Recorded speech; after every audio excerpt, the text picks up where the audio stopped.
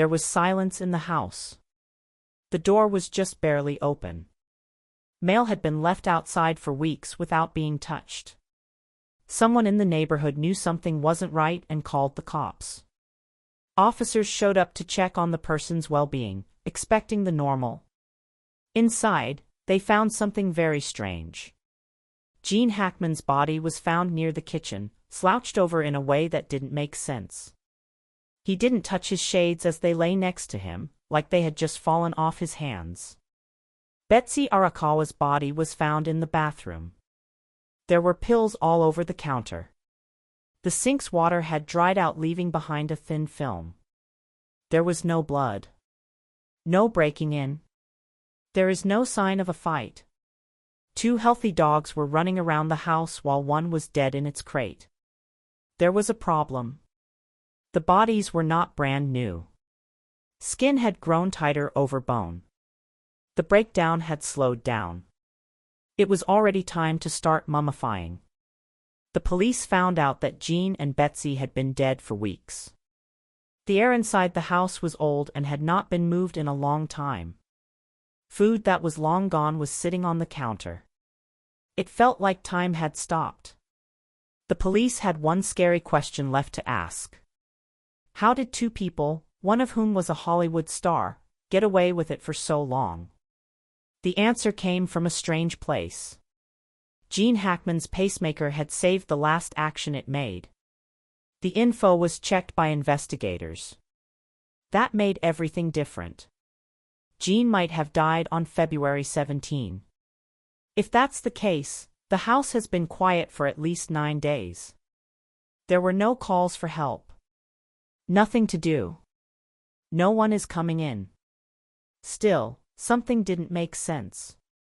Why was Betsy in a different room if Gene had passed out? Why didn't she call for help if she was still alive after he died? More and more questions came up.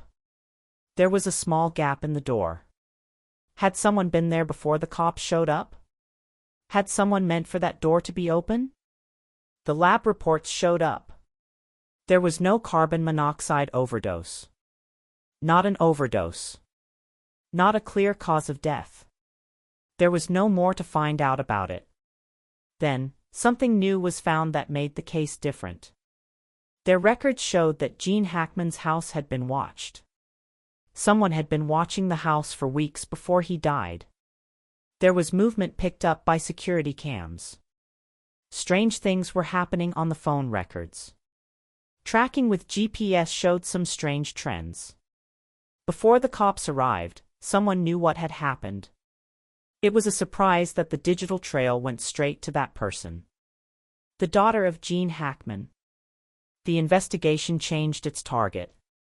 The evidence didn't back up what she said. She said she had talked to her dad a few weeks before he died. The phone records showed otherwise. There were problems with the financial activities. The investigators looked deeper. They found out something even stranger. There was more to this than just his death.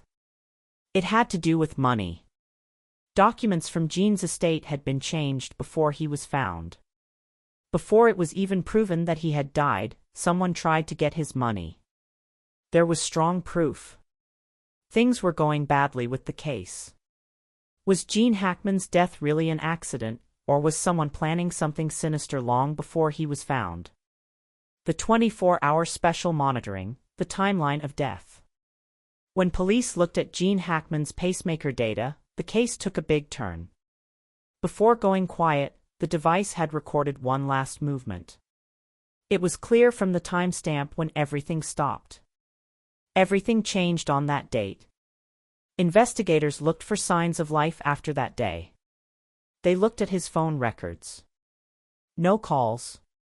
Don't text. No searching the web. His money activities were stopped. No bank logins. No purchases with credit cards. It looked like he had just disappeared. Then they found something else. Security cams on a nearby property caught people moving around outside of Hackman's house. There was a shade near the door. A car was left parked in the street for hours.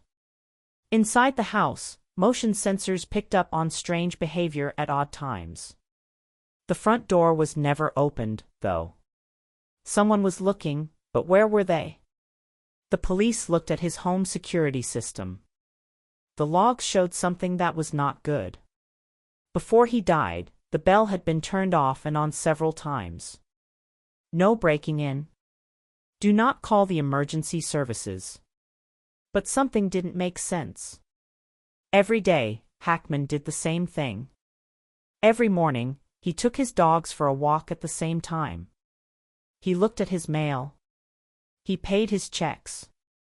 His life was very routine and easy to plan. Then all of a sudden, nothing happened. The police dug deeper and found his last digital traces. His last writing.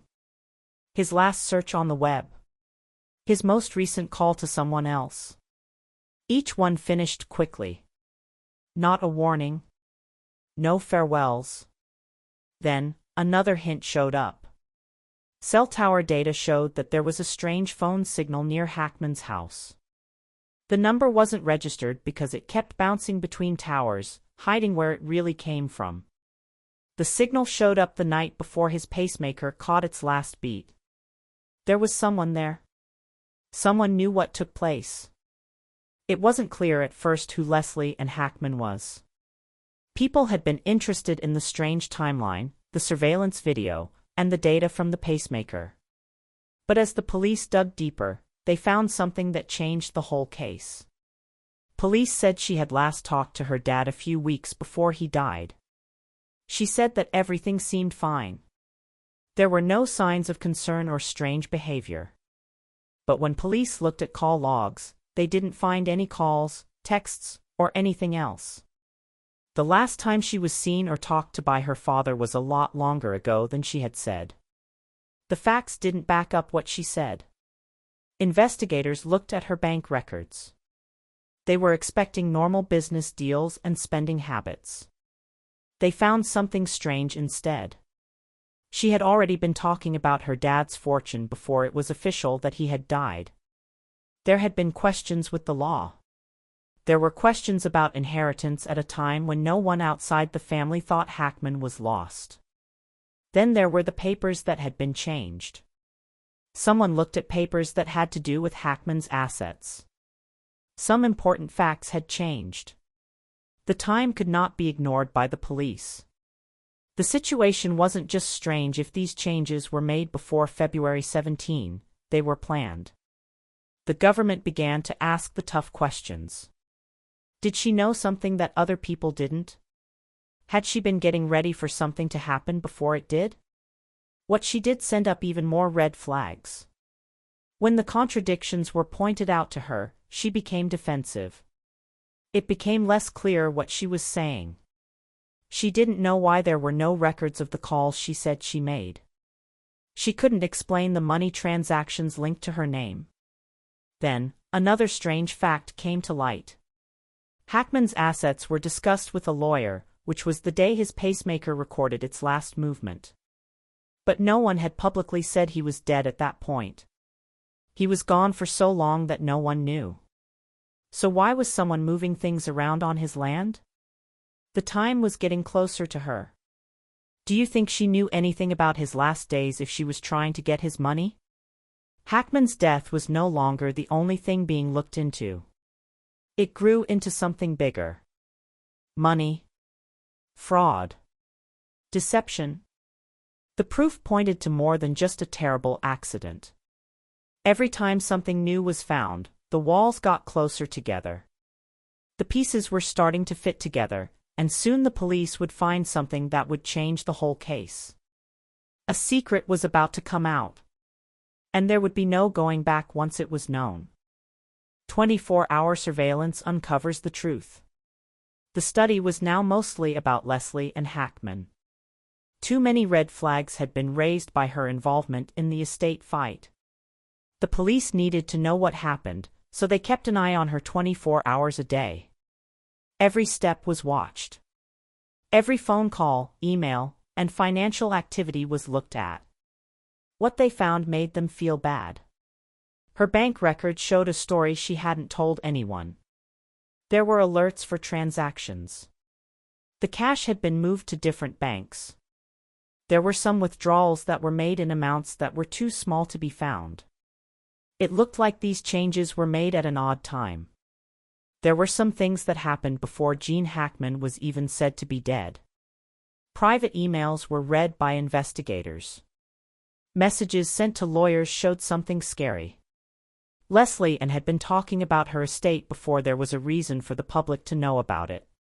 On paper, her father was still alive when she talked to lawyers about estate claims. It was like she had been getting ready for something she knew was going to happen. Even more information was given by phone records. The timeline showed that she had talked to financial experts, moved assets, and tried to move legal proceedings forward while everyone still thought Gene Hackman was living. She did things that would only make sense if she was sure her dad wasn't involved anymore.